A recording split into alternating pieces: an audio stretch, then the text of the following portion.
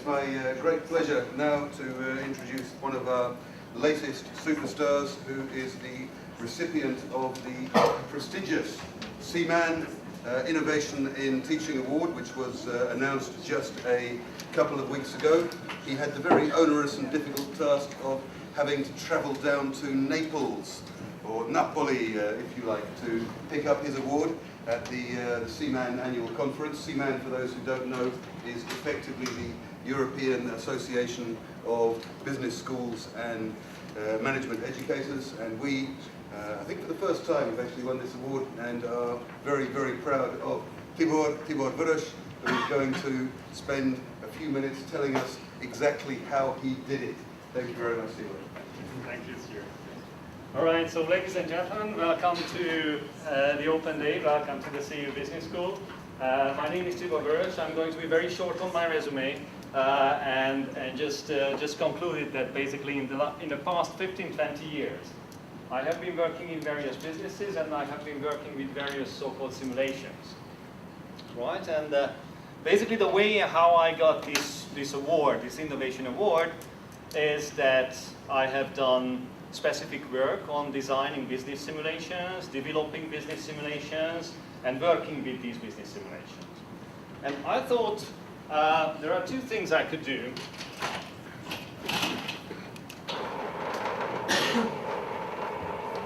One of them, I was thinking, as Stuart was asking me, to actually play a simulation with you. Right? That would probably be fun, and you would enjoy it. There is one slight, tiny little issue with that, and that is specifically that usually I play this simulation with my students for something like 3, 4, 5 months. So actually I could ask my MBA students over there to calculate the probability, because we've just had a couple of quantitative methods classes, so I could ask them to calculate the probability of us finishing it in 15 minutes, and probably they would come to a few rather unlikely results.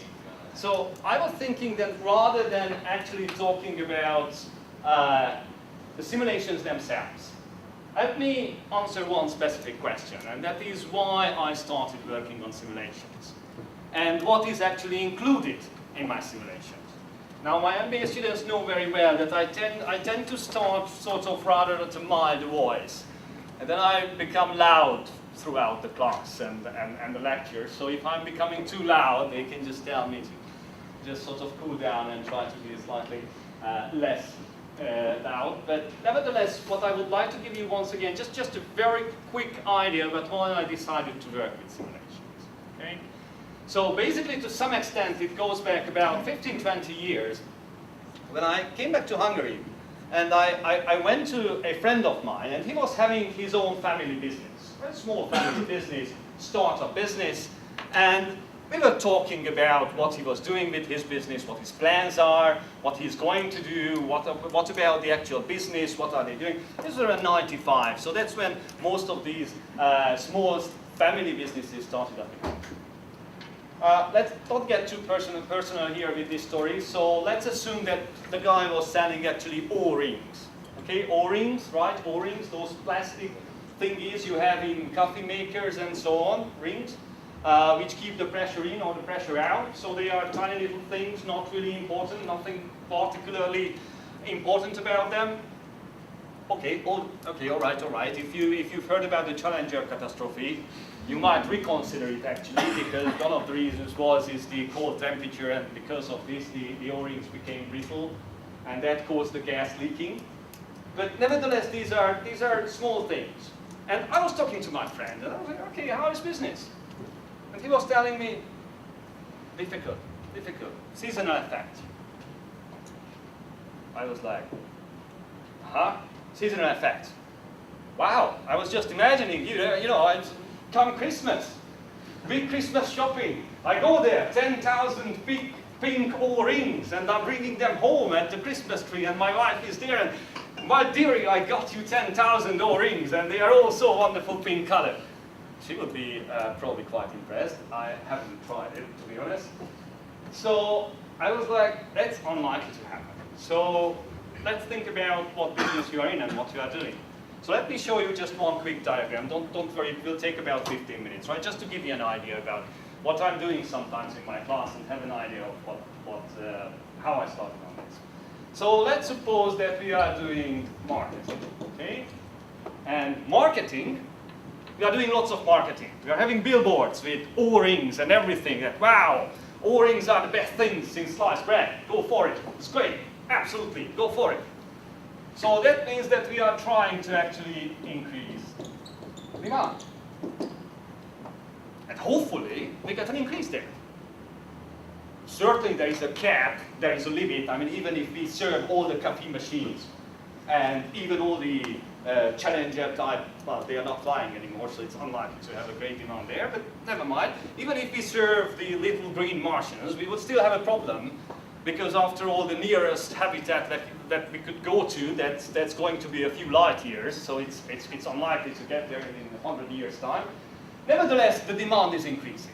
Okay, so that means that we have a nice increase there, and actually, because we have more and more demand, we are saying that let's do even more marketing. Let's go even higher. We are going to Facebook generation. On Facebook, we have all these wonderful O-rings put up there, very nice pictures, everything. Okay.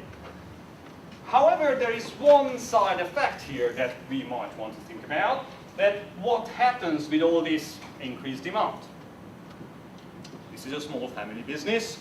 They have obviously limited production capacities. It's just in the backyard. They have a couple of machines, couple of engines, so chances are that we're going to run into some problems over the 24-hour slot, that when are we going to manufacture all these items?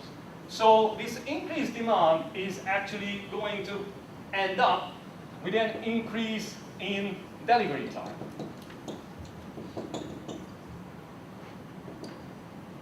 Okay, and what next?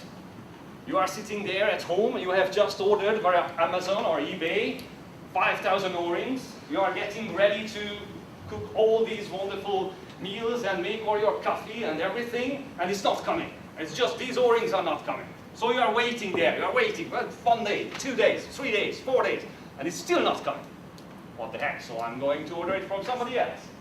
So basically what you end up with, that suddenly you have a decrease in demand because people are having enough of waiting for all these O-rings. However, of course, we are in business, so that means that my friend was saying that let's talk to an investor, let's get new plans, let's outsource production, let's increase all this amount. So that means that we are actually going for a perceived increase in quantity. And because of this, we are actually buying new plants.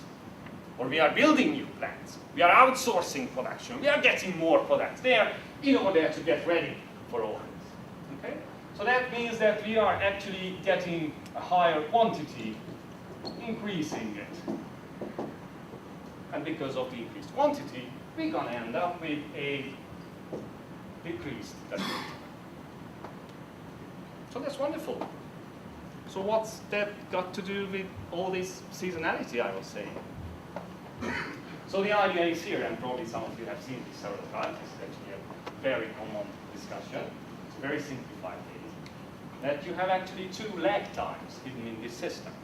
And actually those lag times govern and decide how well you are doing in this particular business and what the outcome of this would be. Here is a lag time, because it will take you some time to actually get that capacity up. It will take you maybe a few days if you are just ordering. Maybe it will take you, for example, in my simulations, it takes three years to get to the new plants there and running. And the other one, as I was saying, you have it there. How long does the customer wait before the customer decides? It's just too much. There's no point waiting any longer. I'm ordering it from somebody else. And because of this, you get very strange effects. What is happening if this lag time is much shorter than this one?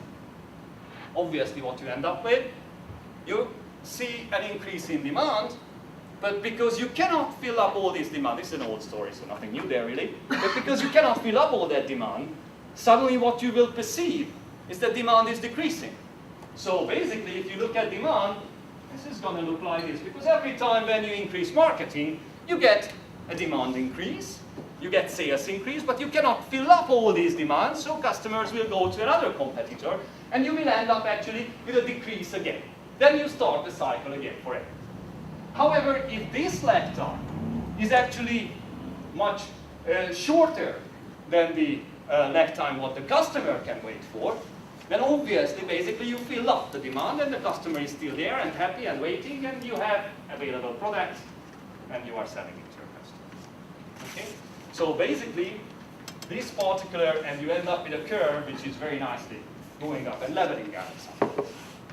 Okay, so basically, what my students are doing are working with all this. And actually, you've just got a 101 into system thinking, if you have heard this before. But what they are doing, they are playing a big simulation. They are playing on 3 markets.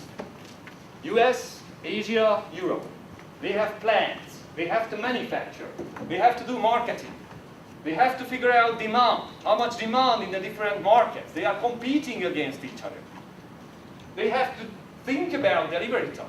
They have to think about what they are actually delivering and how they are getting it to the various markets. Transportation. They have to deal with finance. They have to deal with all these elements in order to actually successfully complete the exercise, the simulation, and they only look just a bit frightened on this one right now. So hopefully they will survive in the next semester when they are really going to play this particular simulation. Once again, it's a fairly complex one, and the idea is, and this is a very simple system. What I got to, and what my friend and we were discussing, that these systems are becoming more and more complex. And one of the things that sometimes we are trying to actually, and Marta mentioned the systems. Look at the whole system. Look at what's happening. Look at everything, not only one single item. A typical example actually is the China one-child policy. Remember, big decision, China one-child policy. Aim, basically decrease the population growth.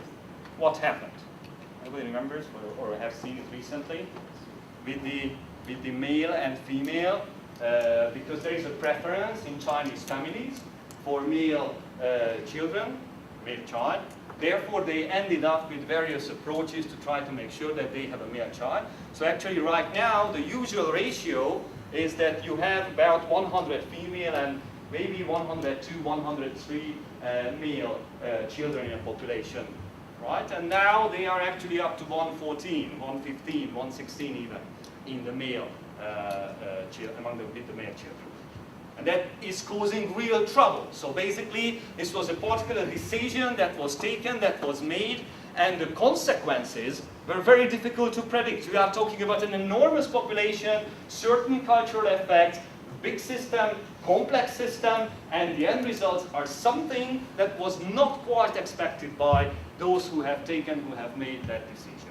So what these simulations, what I'm trying to do, is really make sure that here is a complex system. You have a chance to try it out. You have a chance to play around with it. You have a chance to actually make mistakes. And once you have made these mistakes, maybe if you come to this in real life, you will have a feeling, you will have a feel that I should look at other factors as well. I should look at the entire picture. I should look at the entire system instead of just making a short and quick decision. Okay, so that's one of the key elements I'm including in my simulation, and that's the reason why they are so complex as they are, and that's why I got the prize for. And as my good old friend was saying, stand up to be seen, speak up to be heard, and shut up to be appreciated. So thank you very much for your attention, and wish you a very nice evening.